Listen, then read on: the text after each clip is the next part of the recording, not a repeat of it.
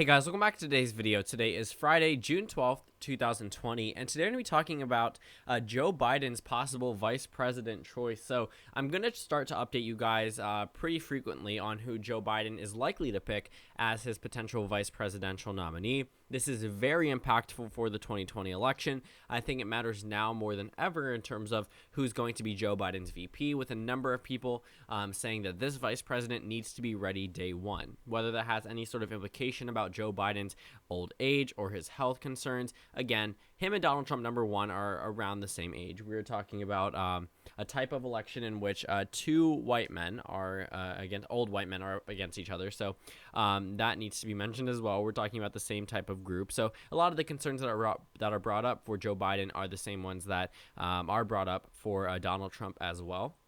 In terms of Joe Biden's possible choices, I mean, the AP reports today that Joe Biden has narrowed down his choice to 6 possible potential vice presidential nominees. This comes as a result of Democrats who are close to the Biden campaign and close to the VP selection process pretty much leaking this information in its entirety, and it having a very interesting result, taking a look at some of these possible vice presidential choices. One notable absence is Stacey Abrams, a former state senator, I believe, or state representative from the state of Georgia, who lost her 2018 governor's bid. And she has pretty much been publicly campaigning for the VP spot, but it seems as if Joe Biden has since narrowed down to around 6 top Democrats for the choice as the potential vice presidential pick. Elizabeth Warren, Kamala Harris, Susan Rice, Keisha Bottoms, Michelle Grisham, and Val Demings. So a lot of these VP choices all have their own benefits and drawbacks. Right, number one, a push for a woman of color as Joe Biden's vice presidential choice, which pretty much covers everyone here. Except for, I guess, Elizabeth Warren. When we take a look at these possible VP choices individually, again, a lot of them do have a lot to offer. Michelle Lujan Grisham, a governor from New Mexico, she offers a regional advantage to the southwest part of the United States, which Colorado, New Mexico, Nevada, Arizona, all states that are going to be, pretty crucial if Joe Biden is to win the election. You also have Representative Val Demings from the state of Florida. She offers an advantage coming from a state as large as Florida with 29 electoral votes that if Biden won it would negate the need for states such as Pennsylvania or Wisconsin or even Michigan. Keisha Lance Bottoms, she is the mayor of Atlanta, Georgia. If there was to be a candidate to drive up African-American turnout in the South, it would be her out of all of these 6. Susan Rice, former national security advisor to President Barack Obama, doesn't necessarily have a regional advantage, but choosing a woman of color would be very beneficial to the Biden campaign. Senator Kamala Harris comes from California, so I don't think anyone's really worried about who would take the senator position if there was a special election, meaning the Republicans don't realistically have a shot at California. But Kamala Harris also would be the first black vice president. She's not African American, so I point that out as well, but she is still a woman of color and would be very beneficial to the Biden campaign. Elizabeth Warren pretty much comes out as, I guess, the more progressive vice presidential choice out of all 6 of these candidates. She seems to be the Bernie Sanders, I guess, female Bernie Sanders in terms of policy. But again, she also alienated a lot of the Bernie Sanders base when, actually not a lot of them, just a pretty loud amount on social media did say that Elizabeth Warren was one of the main reasons why Bernie Sanders did not win the nomination, because she remained in the race. Again, whether or not that's true doesn't matter. Joe Biden is the Democratic nominee, and I honestly do think that Elizabeth Warren would offer, a really good piece of mind for a lot of these progressive Democrats who don't think that their beliefs will be reflected if Joe Biden is elected, or will be not be reflected entirely. Elizabeth Warren pretty much offers, Joe Biden may be a centrist in terms of the way that he's described, but he is still pretty progressive, and I will say that Elizabeth Warren would only further push him more to the left. So we're talking about 2 U.S. senators, 1 U.S. representative, a former national security advisor, a mayor, and a governor. And again, we don't necessarily see Stacey Abrams on this list. That's not to say she isn't being contended, I guess that's the right word for it, for this position. But it is to say that a lot of top Democrats seem to think that these are the top 6, and a lot of them that are close to the Biden campaign, without explicitly releasing it from the Biden campaign, are saying that these 6 seem to be the top picks for the vice presidential spot. It says here in the article that there are possibilities of other vice presidential nominees. Just they need to submit a lot in order to be vetted and briefed on the topics such as this and go through the interview stage. But it seems as if, based off the interview, these 6 seem to be the most prominent figures as the potential vice presidential pick. So again, in terms of regional advantage, let's go ahead and work all the way from Val Demings over to Elizabeth Warren. So let's talk about an increase. Number one, any woman of color would increase minority turnout without a doubt. We would see an increase. Probably I'm actually not going to go ahead and use it. Let's go ahead and use yellow and then just add it in, write random stuff, and then go ahead. Yeah, this candidate's going to win the election. But let's go ahead and actually let's just call it VP benefit. Whatever. Doesn't matter. Get rid of that. Apply. Okay, cool. So we're going to go ahead and say Val Demings would increase Joe Biden's chances in Florida, but also probably around the South as well. Obviously not as someone good as someone from states like Georgia, but I will say that she definitely could increase Joe Biden's chances in the South and pretty much amongst African-American voters in general, actually minority voters as a whole.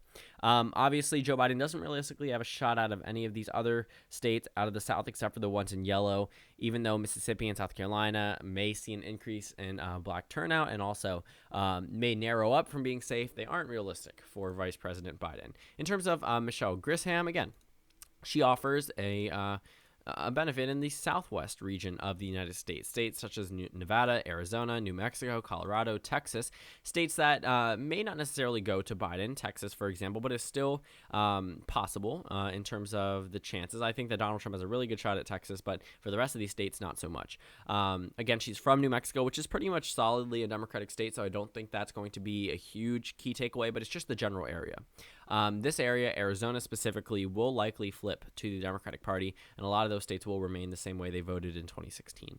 As we move over to Keisha Lance Bottoms, again, she would offer a South advantage for the Democratic Party, roughly around the same as Val Demings. But in terms of Georgia, this state hasn't gone to the Democratic Party in quite some time now. Georgia last went to the Democratic Party, I believe, in 92.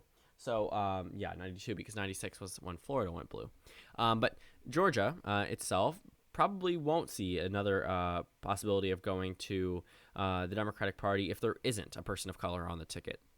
The problem with running someone like Elizabeth Warren and Joe Biden, there isn't necessarily the same type of incentive that minority voters had with Barack Obama. There wouldn't be a person of color in the White House, more specifically a black person in the White House. Though African-American voters don't necessarily make up the majority or close to the majority of the electorate nationwide, in the South, that is very crucial. And I will say that probably is going to be pushing Elizabeth Warren further away from the possible VP choices. Despite, based off of statistical analysis, Elizabeth Warren would be the best choice out of all of these 6. But, again, perception is everything. Choosing an African-American woman or just a black woman or a woman of color, really, and then Joe Biden at the top of the ticket would drastically offset that, but also balance the ticket and make it seem as if every single part of the country is accurately represented in the Joe Biden ticket.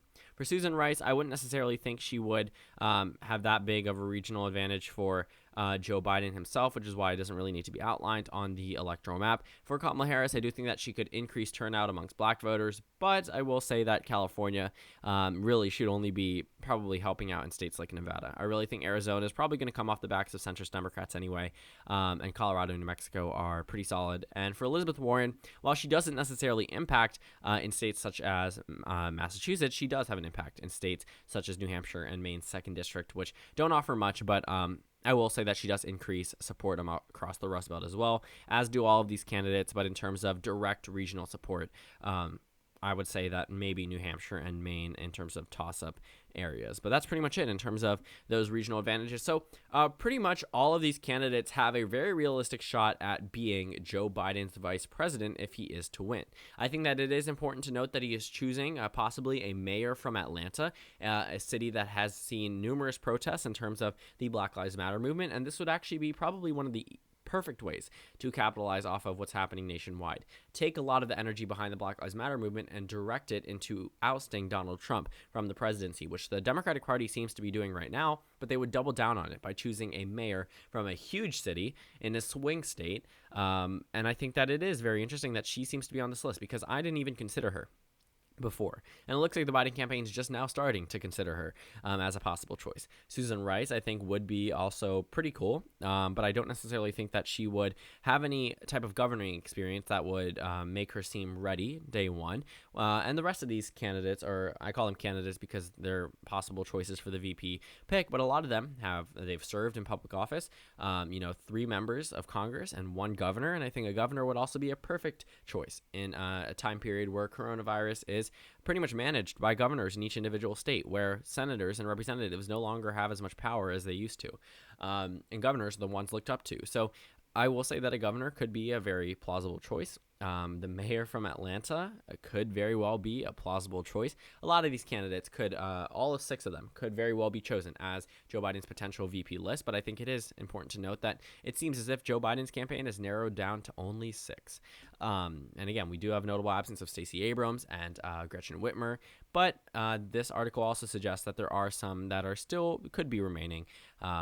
Just right now, this seems to be the top 6 after the whole interview stage. And yeah. So I'm going to update you guys pretty frequently on the topics such as this. I think it should be important to note who's going to be the vice presidential pick. Joe Biden is set to announce either late July or early August, right before the convention. Usually that's what happens. I think in 2016 it was announced around maybe a week before the convention. So still be important to go ahead and see who the vice presidential pick is going to be and spend a lot of time running with that candidate in the general election. Considering that the convention is being pushed out a month later, it is possible that Joe Biden does announce it a little bit earlier than expected in reference to announcement versus the